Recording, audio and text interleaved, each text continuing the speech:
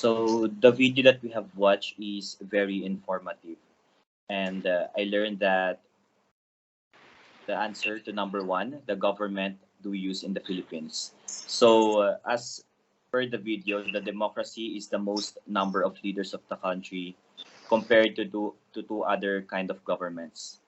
And the government is led by the people. So here in the Philippines, we do have the representative democracy, which is defined as the citizen are the ones who were electing the politicians.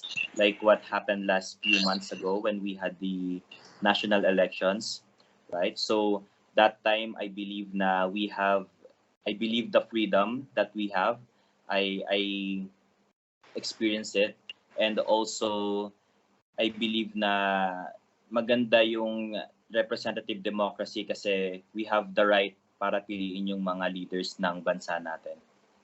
Oo, tama yan. Additional information lang din na tayo mismo, yung method na nagte-take part dito sa ating democracy, which is to vote. So, ayun. Ako din, first timer, etong nakaraang election, first time ko din bumote. So, ayun, kahit na yung iba kong binoto is hindi nanalo ngayon, at least nakapag-take part ako sa ating demokrasya, which is to vote na. So, ayan. Also, I believe that a leader has a powerful part of every government who has the authority to make decisions for our country. We need a leader because our country has a larger population, and with that, a good leader can help us to avoid and prevent chaos by giving us order. In addition to that, a leader must have a good follower so that everyone can unite and lead our country to a betterment place. Next. Po. Yeah, additional again, so these leaders or the representatives of the government speak for the opinions and issues of the citizens, which is us citizens. So, ayan.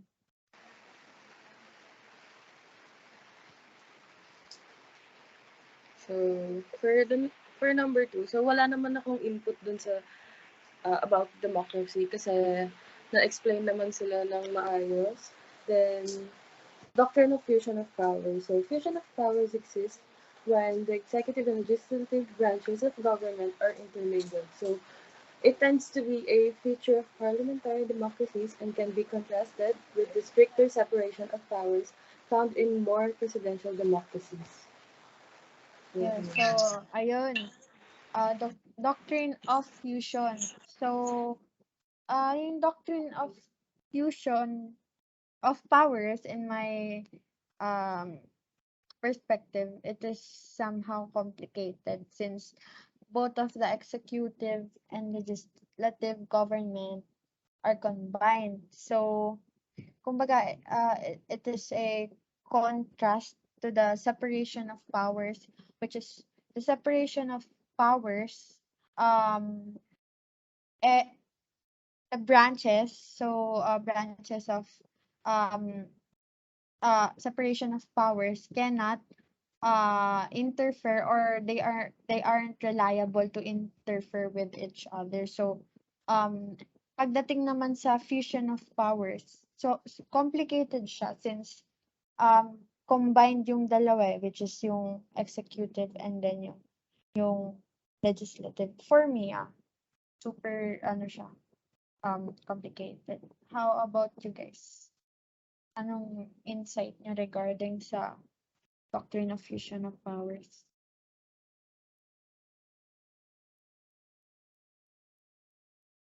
Wala kayong like additional ideas. So ayun, ganun lang naman kasimple since combined sa I mean sa doctrine of fusion, from the word itself, fusion. So pinagsama yung executive and then yung legislative. Ayun. Next naman, ano yung question number 3?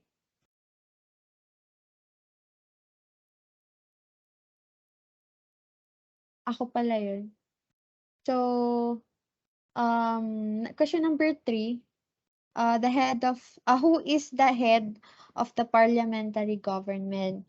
So, the leader of the political party with the majority of seats in parliament is chosen by the head of state sa kataas-taasan, to serve as the prime minister. So, yun nga, parliamentary government, prime minister yung may authority, have the real authority of this government.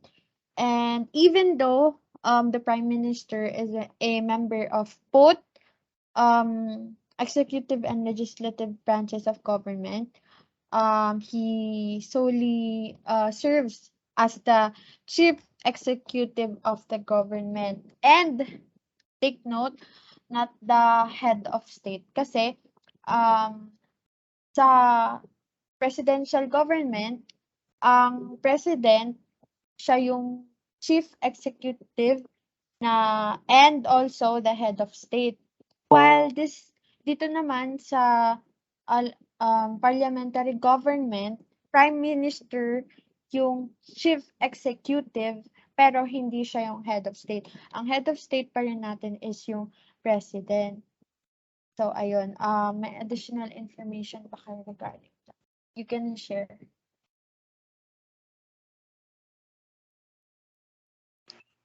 So, wait, may onting i-share lang ako about sa work sa tasks ni Prime Minister. So, isa siya sa nag-e-examine ng bills. So, siya din yung acting as the chief government spokesperson din. So, ayan. Tama naman. So, Yun ayun. lang din. Yung iba, wala kayong, ayan, go. Wala akong inputs for number 4 na to. Okay. Sige. Let's proceed to number 4. The question is, what is the difference between federal and unitary? The difference among the two is that federal has a national government that has a minimal control over local issues. Although the local government has independence, all ordinances or policies they implement must comply with the state, while for the unitary, their national government has more extensive control over local issues. And with that, they must be divided into smaller units, and it can only implement that policy and ordinance in accordance with the powers that was granted to them. Tama yun.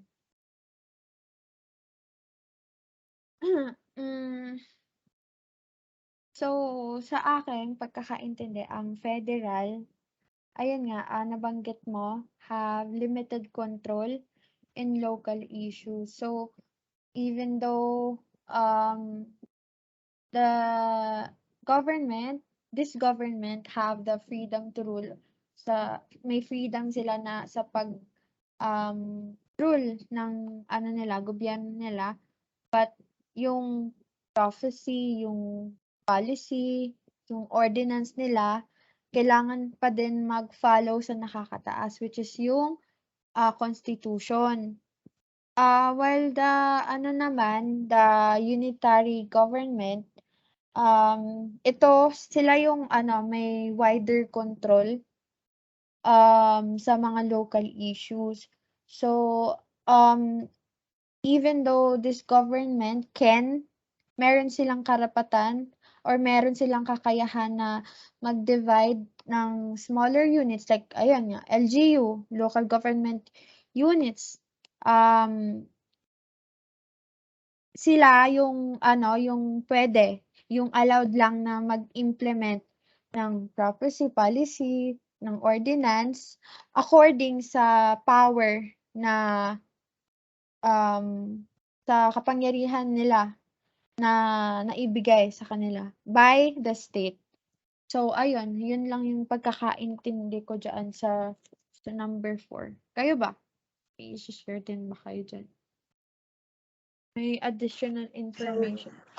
May onting input lang ako regarding this. So, yung difference ng federal and unitary government. So, sa federal, meron siyang balance between the levels of government. Then, yung dito sa unitary naman, power is placed in one central governing system. So, yun. Oo, tama.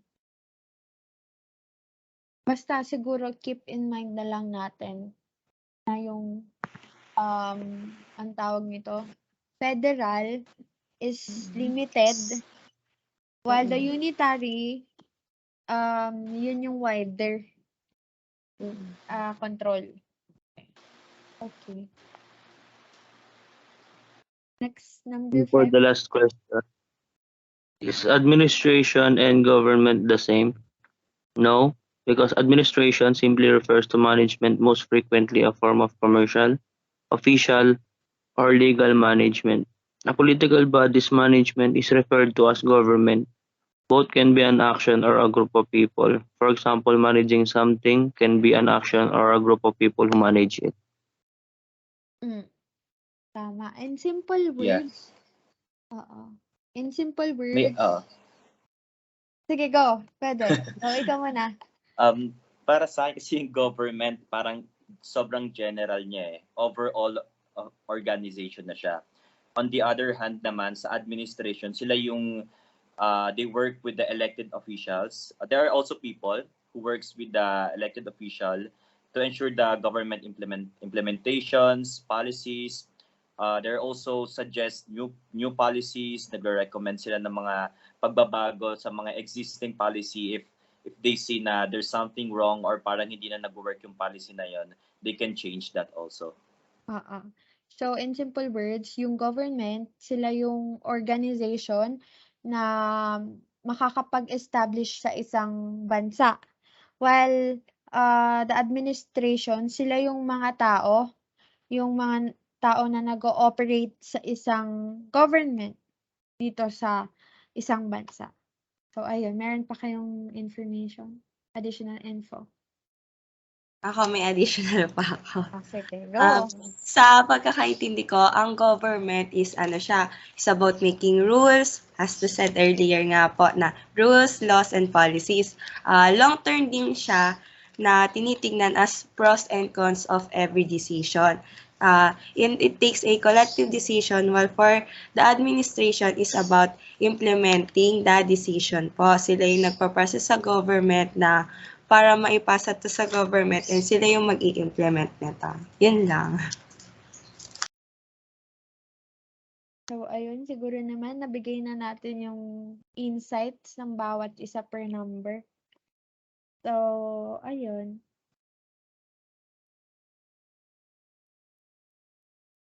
Dito na ba natin i-end yung discussion? Yeah, I think this ends our discussion na.